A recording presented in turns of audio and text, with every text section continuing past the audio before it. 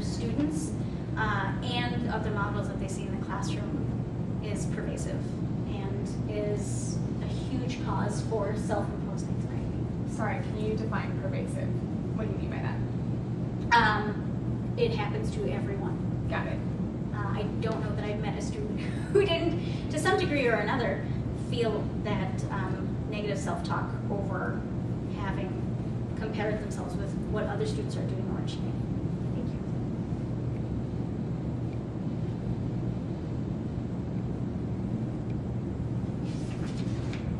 Are some people more likely to be impacted by language anxiety than others?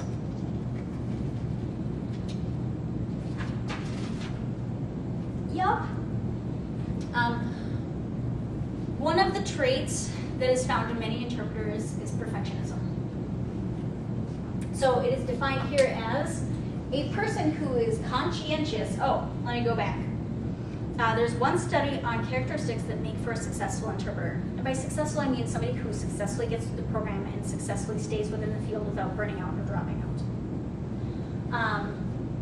When a person is successful, the number one characteristic they found linked with that is conscientiousness.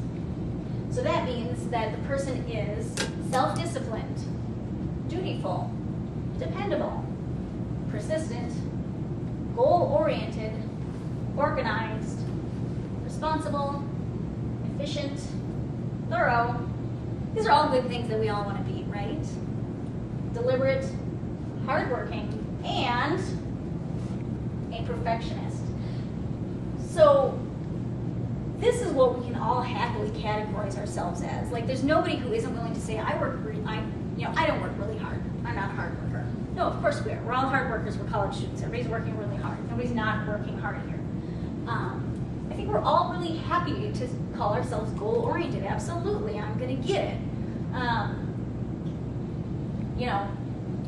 Everybody can pretty consistently call themselves very many of these things. But perfectionism has a plot twist. There are two types of perfectionism. There are perfectionists that are adaptive perfectionists.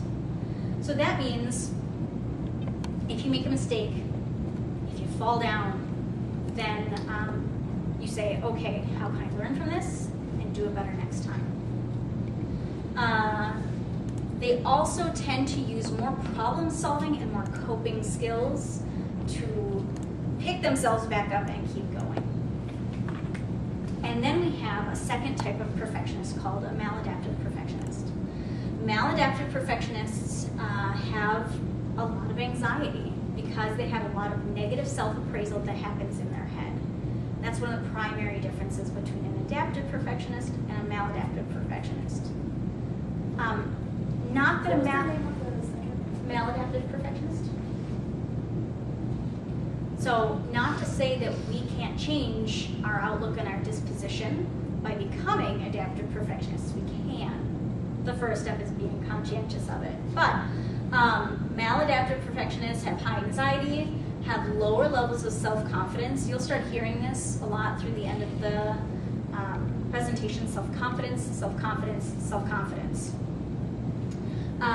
And research shows that maladaptive perfectionists, because of that inherent anxiety, state anxiety that they feel during the language process, can lead to burnout later in the field. Don't worry, we'll figure out how to get past it. All right, self-efficacy. One characteristic that is related to language anxiety is self-efficacy. People who have high self-efficacy believe that they can do it. They believe, I can be an effective interpreter, period. People with low self-efficacy are like, I'm not sure I can do it. It's kind of that pervasive negative self-talk, that inability to believe that what they're going to create is effective. Self-efficacy. Ooh, this is something I learned from just learning about pedagogy, is that students in general, if they have high self-efficacy and a supportive environment, yay, everybody's good. They have high self-efficacy and not supportive environment, they get mad. So if you have a non-supportive environment and all of a sudden you don't have good self-efficacy, you detach. So not only can you feel kind of negative about yourself and have that cognitive interference that means that it's harder for you to learn and process language, but then all of a sudden you aren't able to maintain that motivation in order to be successful. So people detach.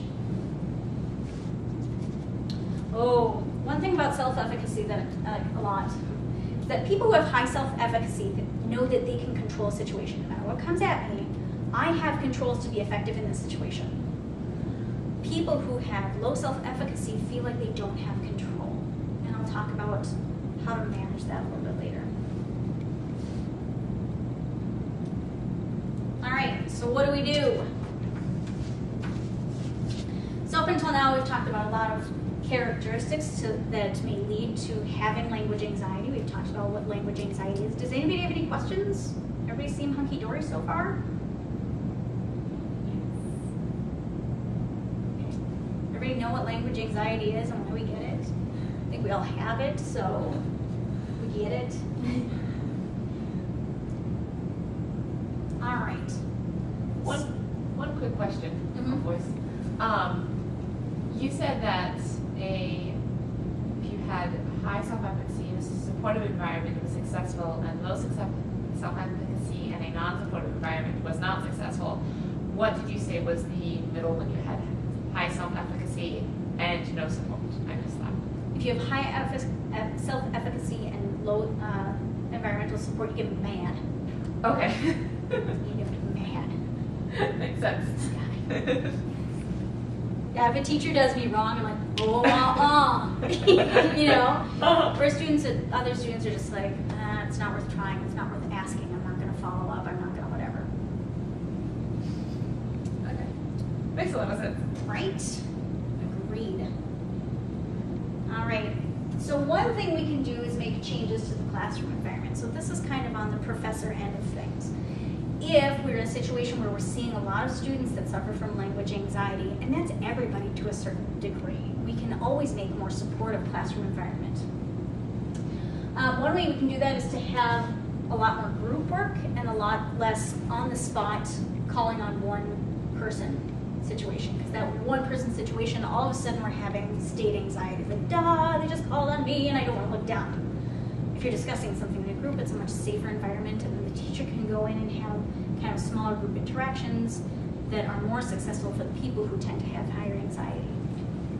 So are teachers being taught strategies or symptoms of language anxiety so it can be recognized in the classroom? Or is it just an assumed factor that isn't being explored as much?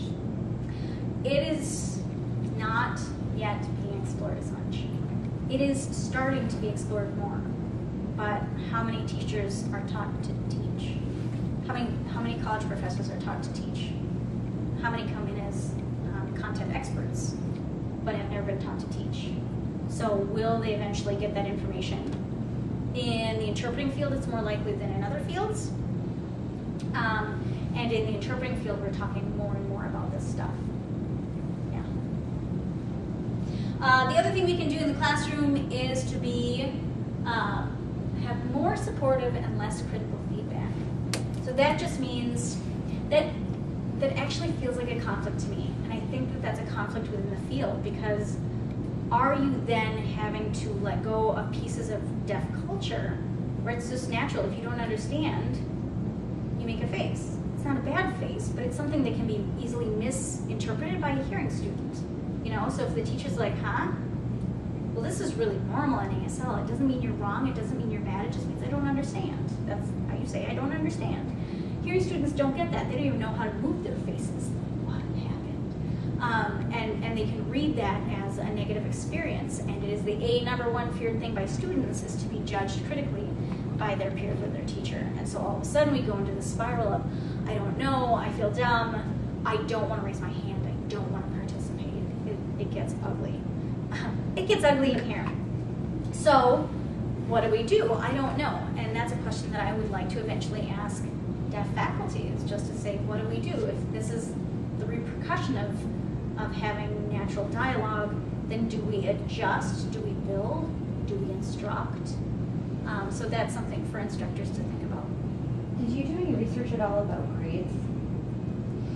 That's how they came up with the fact that that was within the validation of language anxiety, is they collected people's grades, and yes, it has a big impact, up to 30% impact on a person's grade if they have high language anxiety. But what about being assigned a grade and having that give you language anxiety, knowing you're going to be graded on something?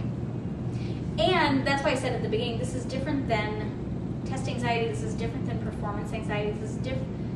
I think there is something to that. This hasn't been explored in the interpreting field at all. I mean, once. One person researched this once. So, has it been explored? No. But are we ever in a natural environment when we're training to have a practice profession? No, we can't achieve that. Is it always linked to a grade? Yes. Does that impact us? Research says it does. Yeah. Can we do anything about it? Nope. We can lessen it, but that is one great way to change classroom environments. Think about what things do we grade. I mean, Patty and I think very conscientiously about which things do we grade. Are you getting enough opportunities to have grade-free opportunities to explore your work, or really low-impact stuff that you guys can be like, you know. That's a good point, and we think about it a lot. That we do think about. Language anxiety is an umbrella, not so much, but how grades impact people, absolutely.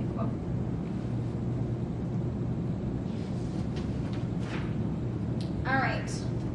Teach coping strategies. So something I said before is that people with high anxiety, maladaptive perfectionists, are found to feel like they have less control over everything.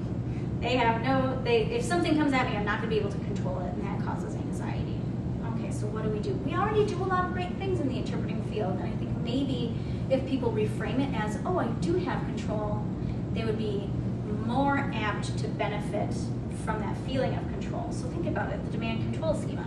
There's nothing that's going to come at you that you haven't explored through the demand control schema, or that you can't, that you don't have a framework about thinking. You never have to make a decision just for funsies. You have a way of thinking about it. You have prediction skills. That's kind of part and parcel with demand control, but something as simple as, what's going to come at me today? I know that I can handle it. There is role space that we just talked about. That's another way to be able to think and decision make, and not just be like, I don't know if I did the right thing. It amazes me how often interpreters feel guilty over a decision that they made, but they always make their decisions with all of the information that they have in that moment, and they always make the decision that they feel is right. So rather than trying to defend that decision, they don't use the tools that we already have, and then they feel guilty about that decision. Why do we do that to ourselves? Well, partly because the CPC conflicts often with the things that we feel. We feel that the CPC conflicts with the things that we think are right? And as students, it's hard to think that there isn't a black and white answer. We tell you that. You don't not hear us. Until a lot later, and you're like, oh, I am a person. No, we keep telling you you're a person, we promise. Sometimes people don't hear it anyway until you have to wrestle with those moments on your own. And then you're like, oh yeah, I am a person, and I made the best decision that I could at that moment, and I can defend that decision. Amazing. And I can defend that decision. That's all we need to feel that sense of control that reduces our anxiety. We have to let go of the guilt because we make good decisions. And we're people. Can't help it.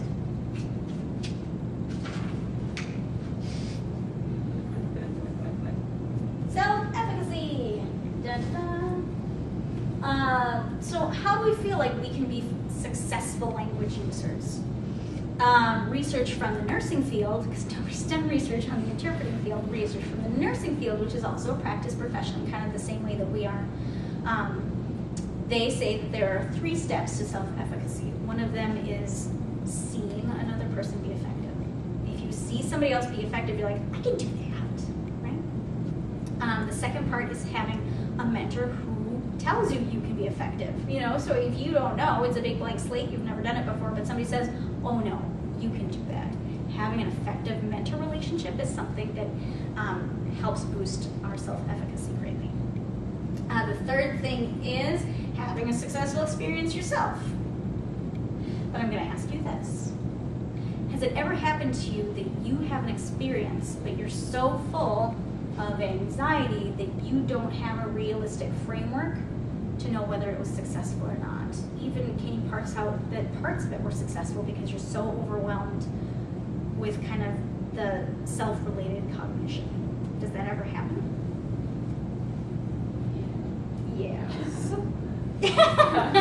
Yes. So that's a thing. Whether we have self-efficacy or not, we also have to have a realistic frame.